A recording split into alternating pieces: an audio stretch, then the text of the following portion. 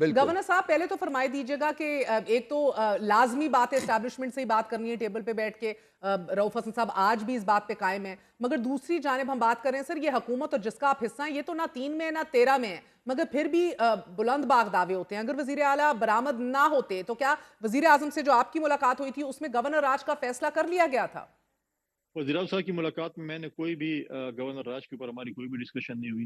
Governor राज लगाना वफाक का काम है। माजी में सूबों में गवर्नर राज लगे हैं, उसमें आइन में उसकी प्रोविजन मौजूद है। जब भी वफाकी हुकूमत चाहती है और सूरत हाल ऐसे बनती है तो वो गवर्नर राज या एमरजेंसी की तरफ जाती है, लिहाजा उस पर डिस्कशन नहीं हुई। लेकिन देखें 24 घंटे आप ये देखें, इतना नाअहल नालायक वज़ीर आला, एक गैर जिम्मेवार वज़ीर आला जो खुद साख्त रुपोशी इख्तियार किए हुए है। 24 घंटे हमारा सूबा विदाउट चीफ एग्जीक्यूटिव रहा है और उसको ये भी नहीं था कि मैं किसी को फोन कर लूं या मैं खुद साख्त रुपोशी इख्तियार की है। देखें ये यहाँ पर नहीं है। जब ये स्टोरी निकलेगी कि जब इलेक्शन के दौरान ये कहाँ पर मौजूद थे मौसूफ, जब ये स्टोरी निकलेगी कि इन्होंने अपने पार्टी के लोगों को सीएम शिप के कैंडिडेटों को किस तरह राइट लेफ्ट किया और खुद कैंडिडेट बनने की कोशिश में उन्हें किस तरीके से टिकट तकसीम करवाई, कैसे वजीर आला बने, कैसे सॉफ्टवेयर अपडेट हुआ, कैसे अच्छे बच्चे बनकर काम कर रहे हैं। जब आएगी तो फिर पीटीआई के वर्करों को लीडरों को पता चलेगा कि हमारे पार्टी के अंदर मीर जाफर और मीर सादिक किरदार कौन अदा कर रहा है। मगर गवर्नर साहब आप ये तो तस्लीम करते हैं कि डी चौक की कॉल थी, वजीर आला इस हद तक तो कामयाब हो गए कि वो डी चौक पहुंच गए और आप तमाम तर रुकावटों के बावजूद ना रोक सके। कारकुनों से खिताब भी उन्होंने किया और फिर हुकूमत तमाम तर रुकावटें खड़ी करने के बावजूद भी नाकाम रही। नहीं, मैं नहीं समझता जो है वो मोहसिन नकवी साहब बड़े मेहरबान माजी में रहे हैं। और यहाँ पर तो जो है वो कभी कभी लोग कहते हैं कि मोहसिन अली नकवी भाई भाई के नारे भी कभी कभी लग जाते हैं, क्योंकि अभी हमेशा जो है वो मोहसिन नकवी साहब ही उनके मसीहा बनते हैं, चाहे वो वाबड़ा के मिनिस्टर के साथ प्रेस कॉन्फ्रेंस करानी हो, उनके साथ बातचीत करनी हो, उनको सियासी तौर पर अडॉप्ट करना हो, जो भी मसला पेश आता है वो मोहसिन नकवी उनका मसीहा बन जाते हैं। तो मुझे उम्मीद है कि इसमें शायद मोहसिन नकवी साहब ने कोई सपोर्ट न की हो, वरना मोहसिन नकवी साहब को ये देखना चाहिए कि उनके सेफ सिटी कैमरा कहाँ पर थे, किस तरीके से अगर एक वांटेड शख्स जो इस्लामाबाद के रेड जोन से फरार हो सकता है, तो यहाँ पर तो फिर और भी किस्म के दहशतगर्द फरार हो सकते हैं। तो इसके ऊपर स्ट्रिक्ट एक्शन मैं समझता हूँ मोहसिन नकवी साहब को लेना चाहिए। गवर्नर साहब ये वफाक का वफाक पे हमला है, ये पहली दफा हमारी तारीख में हो रहा है। केपी के हाउस को सील कर देना, पहले उसको अटैक करना, रेड करना। अगर लीज की मुद्दत खत्म ही हो गई थी तो ये हुकूमत को अभी क्यों याद आया गवर्नर साहब? 4 दिन पहले आप लोग कर देते, सारा तमाशा ही ना लगता।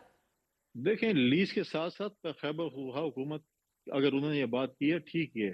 अगर हमारे खैबर खा हुकूमत में इस किस्म के ऐसे लोग आएंगे जो दहशत गर्दी करते हों, जो गैर कानूनी असला स्मगल करते हों, पाकिस्तान के खिलाफ सलामती के खिलाफ हमारी मीटिंग हो, जहाँ पर इनके वजीर कहें कि इंडिया का जो है वो वजीर दाखिला आए, सॉरी वजीर खारजा आए और हमारे जलूस और जलसे से खिताब करे, तो ये मुल्क दुश्मनी नहीं है।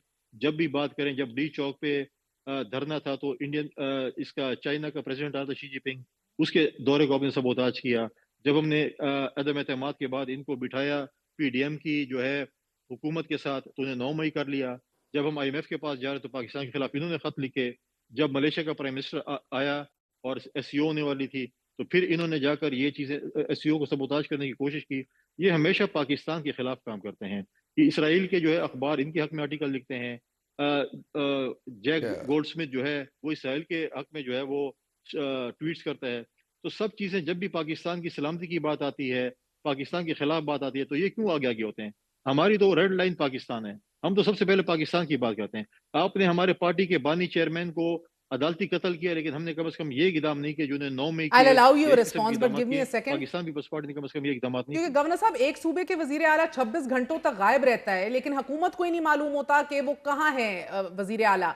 अब आप इसको हुकूमत की नाकामी कहेंगे या सरहन अब आपको लग रहा है कि इसमें मोहसिन नकवी साहब भी मिले हुए हैं? डबल गेमिंग की बात अगर आप कर रहे हैं गंडापुर साहब की, तो मोहसिन नकवी पे भी आपने आज सवाल उठा दिए।